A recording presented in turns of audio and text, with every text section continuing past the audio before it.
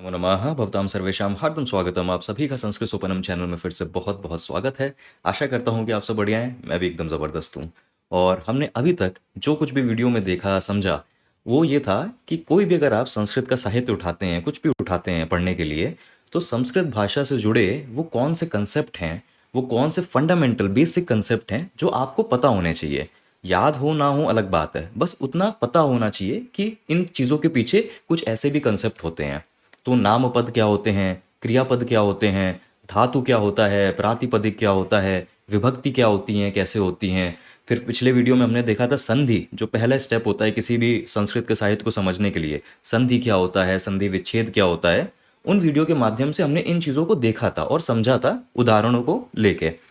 अब इस वीडियो से आगे ऐसे 9 वीडियो और बनाऊंगा। आइडिया ये है कि हम 10 सुभाषितम लेंगे। सुभाषितम पहले भी हम देख चुके हैं, बस वो श्लोक जो किसी न किसी साहित्य से लिए गए हैं जो कुछ अच्छी बात करते हैं। तो हम कुछ 10 सुभाषितम लेंगे और उन सुभाषितम के ज़रिए हम जो भी हमने चीज़ों पिछले वीडियो से पढ़ा समझा, उन चीज़ों को इस्तेमाल करके हम उस पूरे सुभाषितम के अंत तक मतलब तक पहुँचेंगे स्टेप बाय स्टेप। और यही स्टेप आप किसी भी और साहित्य को समझने में यही फॉलो करेंगे कि पहला स्टेप संधि विच्छेद होता है, फिर शब्दों को समझना वगैरह वगैरह जो भी है। तो जो भी हमने सीखा था पिछले वीडियो से, उनको इस्तेमाल करके हम इन 10 सुभाषितम के ज़रिए उन चीज़ों का अभ्यास करेंगे। तो ये इरादा है। सुभाषितम मैं इसलिए ले रहा हूँ क्योंकि 2 ही लाइन होती हैं, श्लोक होता है, पूरा मतलब भी निकल जाता है, एक अच्छी सीख भी मिलती है, पढ़ के मज़ा भी आती है, लगता है कि एक संस्कृत का साहित्य को, एक संस्कृत के श्लोक को समझ लिया। तो एक अभ्यास करने के लिए सुभाषितम बहुत अच्छी चीज़ है। बहुत सारे सुभाषितम हैं, कुछ 10 सुभाषितम हम लेंगे पहले अभ्यास करने के लिए, फिर देखेंगे आगे क्या है। तो ये इरादा है, आज से मैं ये पहला सुभाषितम लेके चालू कर रहा हूँ। तो चलिए शुरू करते हैं इस सुभाषितम से जो आज मैंने लिया है। तो आज का जो हमारा पहला सुभाषितम है वो ये है। इस सुभाषितम को मैं एक बार पहले बोल के दिखा देता हूँ। ये सुभाषितम जातक कथाएं जो हैं हमारी, उन जातक कथाओं में से किसी एक कथा से लिया गया है। ये कुछ ऐसे जाता है। अमंतरम अक्षरम नास्ति, नास्ति मूलम अनौषधम, अयोग्यः पुरुषो नास्ति, योजकस्तत्र दुर्लभः। तो इस तरीके से हम इस सुभाषितम को बोल सकते हैं। इस इन सब सुभाषितम को जो हमने पहले भी देखा था कि इन सब सुभाषितम को आप गा भी सकते हैं, क्योंकि जैसा हमने बताया था कि संस्कृत के ज़्यादातर साहित्य पद्य फॉर्मेट में होते हैं, तो आप उनको गा सकते हैं, गुनगुना सकते हैं। तो ये अनुष्टुप छंद में लिखा है, तो इसको आप गा के भी बोल सकते हैं। सेम वही छंद है जो भगवत गीता के श्लोकों का होता है, तो उसी के तरीके से आप बोल भी सकते हैं। अमंतरम अक्षरम नास्ति, नास्ति मूलम अनौषधम, अयोग्य पुरुषो नास्ति, योजकस्तत्र दुर्लभः। तो इस तरीके से भी बोल सकते हैं। अगर आप भगवत गीता के श्लोक को किसी और सुर में बोलते हैं तो आप उस सुर से भी बोल सकते हैं। जैसे भी, मैं बस इसको एक बार बोल के इसलिए दिखाता हूँ कि उच्चारण कैसे है। खैर, ये हमारा संस्कृत का पहला सुभाषितम है। सबसे पहला स्टेप क्या होता है, हमने पहले भी बात की है। सबसे पहला स्टेप कोई भी संस्कृत के साहित्य को समझने के लिए होगा संधि विच्छेद करना। संधि पिछले ही वीडियो में हमने देखा है। अगर आपने वो वीडियो नहीं देखा है तो लिंक में मैं यहाँ ऊपर डाल दूंगा वो वीडियो, उस वीडियो को ज़रूर जाके देखिए। संधि, दो शब्दों को जिस प्रक्रिया से हम जोड़ते हैं संस्कृत में, उसको संधि बोलते हैं। और किसी भी चीज़ को पढ़ने के लिए, समझने के लिए हमें पहले संधि विच्छेद करना होगा कि जो शब्द एक दूसरे से जुड़े हैं आप उनको अलग करके लिखो। जब सारे शब्द बाहर आएंगे तभी तो हर शब्द के मतलब के बदौलत आप पूरे अर्थ तक जा पाओगे। तो सबसे पहला स्टेप यही होता है कि संधि विच्छेद करना। चलिए इस श्लोक का आप संधि विच्छेद करते हैं। तो देखिए, ये हमारा ओरिजिनल श्लोक है और ये हमने संधि विच्छेद करके लिखा है।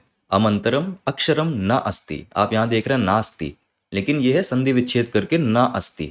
ऐसे ही अगर आप ये देखें योजकस्तत्र, ये एक शब्द देख रहे हैं योजकस्तत्र, लेकिन जब हमने संधि विच्छेद की तो हमें पता चला कि इसमें दो शब्द हैं, योजकः और तत्र। कुछ संधि नियम है, वो नियम भी हम देखेंगे इस वीडियो में। कुछ संधि नियम है जिसकी वजह से ये जुड़ के योजकस्तत्र ऐसा हो जा रहा है। और पुरुषो नास्ति, यहाँ पे देखिए पुरुषः नास्ति, विसर्ग की जगह ओ आ जा रहा है। ये सब संधि नियम है। खैर, जब हम संधि विच्छेद करते हैं तो हमें ये ऐसे खुलता है। अब सारे शब्द एक दूसरे से अलग हैं और फिर आसान है क्योंकि हम इसके ही आगे बढ़ पाएंगे। जब शब्द निकले, अब हम शब्दों के मतलब के थ्रू पूरे अर्थ को, श्लोक के अर्थ को समझ पाएंगे। और क्योंकि पहली बार हम इन सब चीज़ों की बात कर रहे हैं, तो जैसे आप ये देख रहे हैं अमंतरम अक्षरम, तो ये दो शब्द जब जुड़ के अमंतरम अक्षरम ऐसा बन रहे हैं, ये संधि नहीं है। ये संधि इसलिए नहीं है क्योंकि संधि तभी मानी जाती है जब दो शब्द जुड़ते हैं और कुछ बदलाव होता है। इन दोनों शब्दों को जब हम जोड़ रहे हैं, इसमें कोई बदलाव नहीं हो रहा है। ये जो माँ आप देख रहे हैं, ये अक्षर सिर्फ एक स्वर से जुड़ रहा है और बदल के पूरा अक्षर बन जा रहा है, क्योंकि ये अकेला व्यंजन जब हम नीचे हलंत लगाते हैं तो ये व्यंजन बिना किसी स्वर के है, और बिना स्वर के अगर कोई व्यंजन है तो उसको आप उच्चारण भी नहीं कर सकते, क्योंकि उच्चारण तो आप तब कर पाओगे जब इसमें कोई स्वर जुड़ा होगा। अगर हम इस माँ में अगर ई जोड़ दें तब आपको पता है कि अब आप इसको मी ये बोलोगे। अगर हम इसमें ऊ जोड़ दें तब आपको पता है आप इसको मुंह बोलोगे। और अगर माँ बोलना है तो उसमें आ जुड़ा हुआ है, तो स्वर तो जुड़ा ही होना चाहिए। तो अमंतरम अक्षरम इसको हम अलग करके जरूर लिख रहे हैं, लेकिन ये कोई संधि नहीं है। ये इस तरीके से संस्कृत में जुड़ते हैं। एक व्यंजन जो बिना स्वर का है, जो हलंत व्यंजन है, वो किसी स्वर से जुड़ता ही जुड़ता है।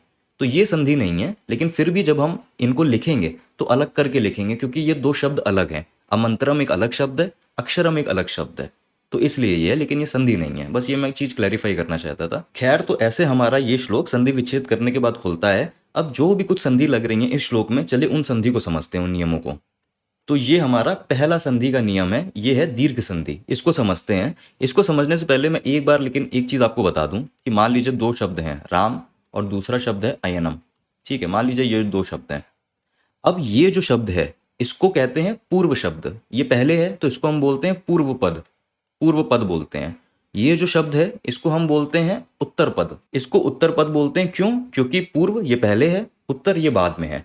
संधि हमेशा होती है इस पूर्व पद के आखिरी अक्षर और इस उत्तर पद के पहले अक्षर में। और जाहिर सी बात है, दिख भी रहा है ना, जब ये दोनों शब्द एक दूसरे से जुड़ेंगे तो ये ऐसे ही तो जुड़ेंगे कि ये अपने एंड से जुड़ेगा, ये अपने स्टार्ट से जुड़ेगा। तो यही बात है। तो चलिए शुरू करते हैं हमारी ये पहली संधि के नियम से। ये संधि का नाम है दीर्घ संधि। खैर, संधि का नियम कुछ ऐसा है कि अगर किसी भी आ, और किसी भी आ का मेरा मतलब यही है कि या तो वो ह्रस्व मतलब छोटा आ है, या वो दीर्घ आ बड़ा आ है। किसी भी तरीके का अगर आ के सामने सेम वही किसी भी तरीके का आ जाए तो इन दोनों के स्थान पे दीर्घ आ ही आता है। दीर्घ का मतलब बड़ा। स्वर मैंने देखे ना, दो तरीके के हो सकते हैं, लघु स्वर छोटी ई और दीर्घ स्वर बड़ी ई। तो कहने का मतलब ये है कि अगर दो एक जैसे स्वर आमने सामने आ जाए, आ के सामने आ जाए, ई के सामने ई आ जाए, ऊ के सामने ऊ आ जाए, तो उन दोनों के स्थान पे हमेशा उसका दीर्घ ही आता है। ये कहने का मतलब है, ये संधि का नियम है, ये दीर्घ संधि कहलाती है। इसको देखते हैं हमारे शब्द में कैसे लग रही है। तो देखिए, हमारे पास दो शब्द थे, ना और अस्ति। ठीक है, ना का मतलब तो ना ही होता है, अस्ति का मतलब है, ये होता है। इस शब्द को भी आगे समझेंगे। ये दो शब्द थे। ठीक है, अब अगर ना को आप खोलेंगे तो आपको पता है कि ना के अंत में ये आ का स्वर है ना। हलंत लगा के जब हम खोलेंगे तो आ का स्वर है, और अस्ति की शुरुआत में आपको दिख रहा है कि आ का स्वर है।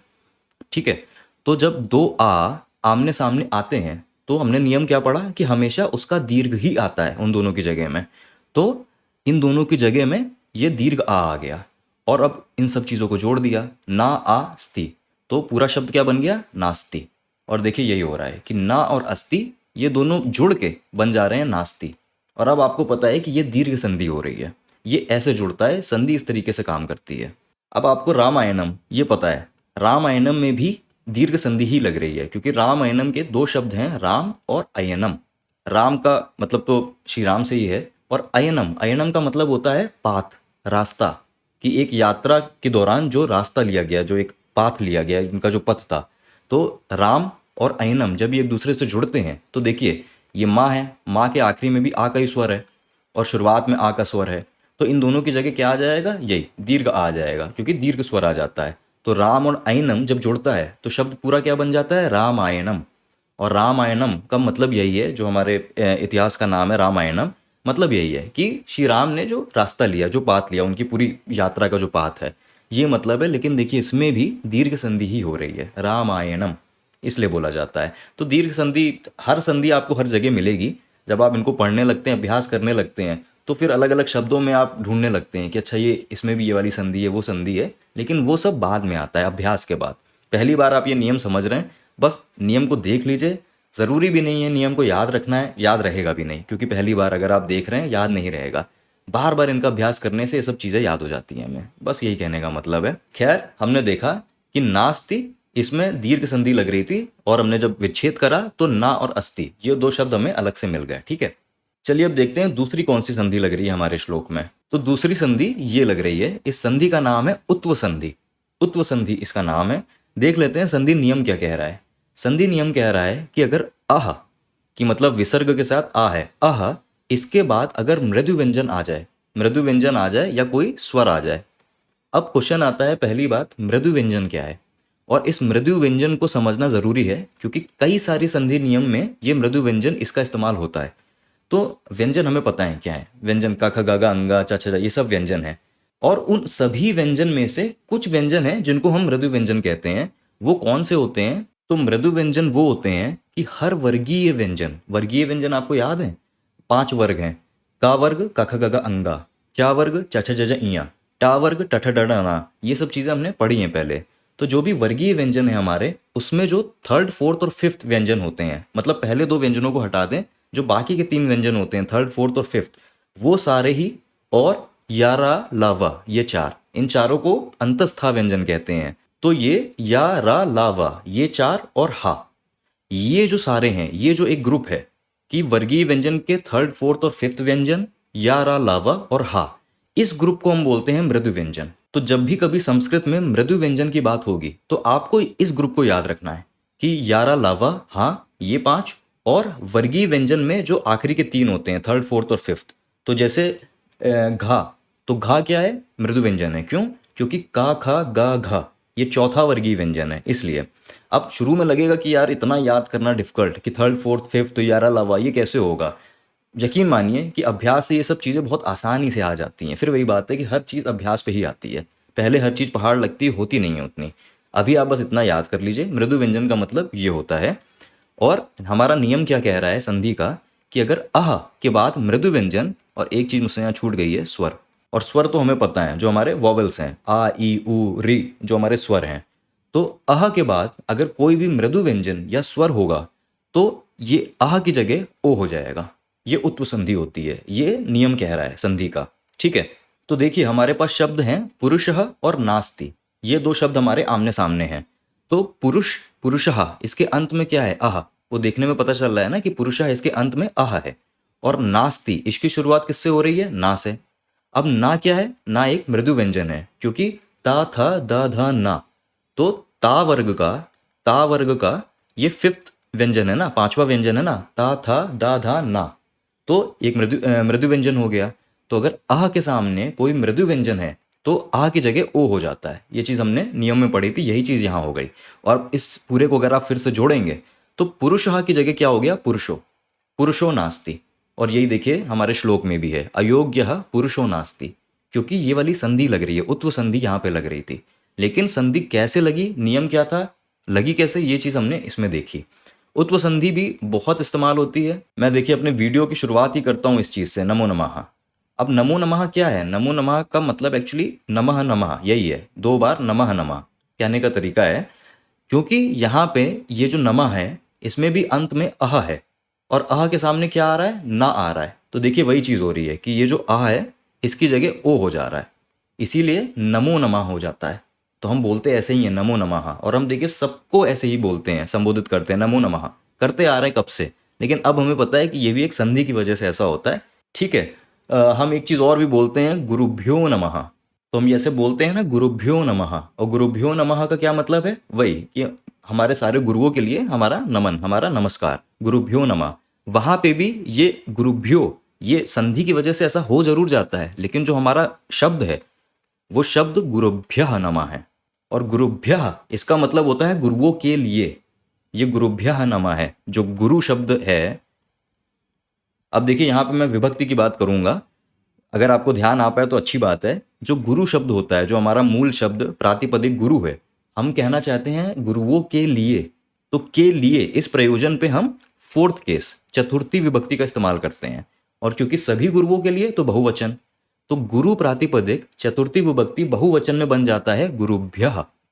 और यही हम कहना चाहते हैं कि सभी गुरुओं के लिए मेरा नमस्कार, नमः। तो गुरुभ्यः नमः ये हम कहना चाहते हैं, संधि की वजह से गुरुभ्यः की जगह गुरुभ्यो हो जाता है। क्योंकि वही नियम कि अह के बाद में ना आ रहा है, एक मृदु व्यंजन आ रहा है, जिसकी वजह से अह ओ बन जाता है, गुरुभ्यो नमः। तो देखिए हम हमेशा गुरुभ्यो नमः बोलते आ रहे हैं, अब हमें पता है कि हम क्यों बोलते हैं, संधि की वजह से। तो संधि तो हर चीज़ में लगती ही लगती है, अब हम उसको अच्छे से पढ़ना और सीखना भी चालू करेंगे क्योंकि हम खुद संस्कृत के साहित्य को पढ़ के समझना चाहते हैं। और इस श्लोक में एक आखिरी संधि और लग रही है इस शब्द में, योजकस्तत्र। योजकस्तत्र ये जो शब्द है ये भी दो शब्दों से जुड़ के बना है। कौन सी संधि लग रही है वो ये है, इसका नाम है सत्व संधि। और सत्व संधि क्या कहती है, यदि विसर्ग के बाद ये जो आप गोला देख रहे हैं ना, ये गोला का मतलब कुछ नहीं है कि कहने का मतलब है बस एक विसर्ग है। अगर विसर्ग के बाद ये कोई व्यंजन आ जाते हैं विसर्ग के सामने, का आ जाता है, ता आ जाता है, था आ जाता है, तो विसर्ग की जगह सा हो जाता है। ये नियम है कि विसर्ग के आगे अगर ये कुछ व्यंजन आ जाते हैं तो विसर्ग की जगह सा हो जाता है। ये सत्व संधि है। ठीक है, हमारे एग्जाम्पल में देखते हैं। तो देखिए हमारे सामने दो शब्द हैं, योजकः और तत्र। तो यहाँ पे योजक का जो ये विसर्ग है, विसर्ग के बाद क्या आ रहा है, ता आ रहा है ना, तत्र का ता आ रहा है। तो विसर्ग के बाद अगर ता आएगा तो हमने पढ़ा था कि विसर्ग की जगह सा हो जाएगा, तभी योजक विसर्ग की जगह सा हो गया और तत्र तो जो जैसा है वैसा है, जुड़ के क्या बन गए, योजकस तत्र। ये देखिए सा बीच में आ गया, योजकस तत्र। तो ये सत्व संधि का उदाहरण है, इसीलिए हमारे श्लोक में योजकस तत्र ऐसे लिखा है, इन दोनों शब्दों को जोड़ के।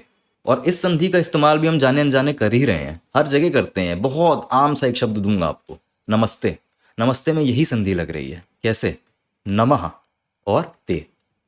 नमः मतलब नमस्कार, ते मतलब तुम्हारे लिए। तो अभी हम किसी को भी संबोधन करते हैं, किसी दोस्त से बड़े से मिलते हैं, हम कहते हैं नमस्ते।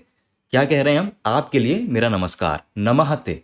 लेकिन देखिए विसर्ग के बाद क्योंकि ता आ रहा है तो विसर्ग की जगह सा आ जा रहा है और पूरा शब्द जुड़ के क्या बन जा रहा है, नमस्ते। तो देखिए कितना आम शब्द है नमस्ते।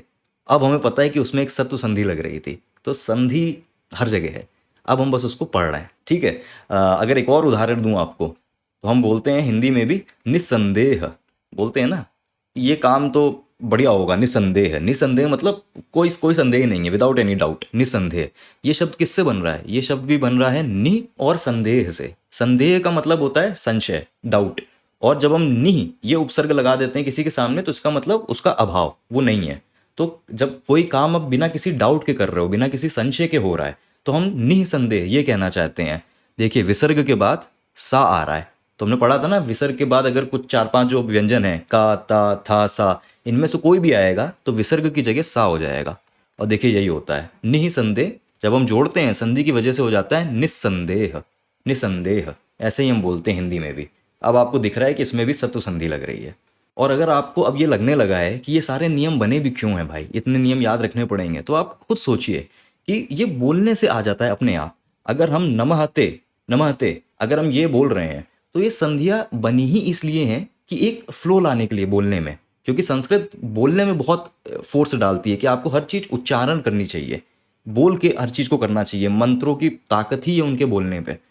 तो नमहते नमहते, तो जब हम ये सा लगाते हैं नमस्ते, तो एक फ्लो बन जाता है इन चीज़ों का। निसंदेह निसंदेह, उसमें हमने निसंदेह ऐसे बोलने में एक एक जर्क आ रहा है बीच में, लेकिन जब हम इसको जोड़ दे रहे हैं निसंदेह, तो एक फ्लो से बह रही हैं चीज़ें।